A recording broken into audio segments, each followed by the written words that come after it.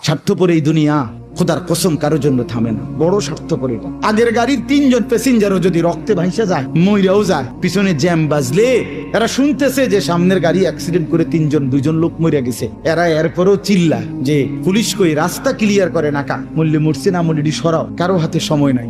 স্বার্থপর এই দুনিয়া, কারোর জন্য থামে না রে বাপ। হ্যাঁ, যেদিন বাপের জানাজা পড়ে, যেদিন বাপের লাশ কবরে দাফন করে, সেদিনও বংশধর সন্তান ছেলে মেয়ে ঘন্টাখানিক 2-4 ঘন্টা কাইন্দা কাটটা হইলো, রাতের বেলা ঠিকই ভাত খায়। হ্যাঁ, খায় না?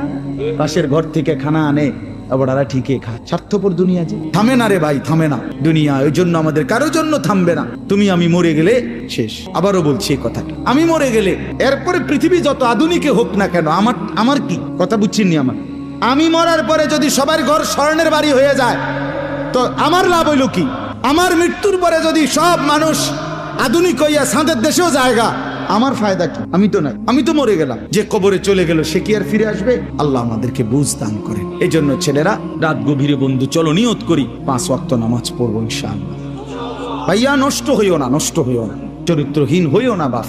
আমার একটা শেষ অনুরোধ, তোমরা ছেলেরা যারা, তোমাদের কাছে আমার শেষ আবদার, তোমরা সবাই জানো ভাই, ওই যে গাজা, ফিলিস্তিন, লেবানন, বিশেষ করে গাজায় মুসলমান মা বোন, এতিম বাচ্চা, মুসলমানের রক্তে আল্লাহর জমিনটা ভাইসা গেছে।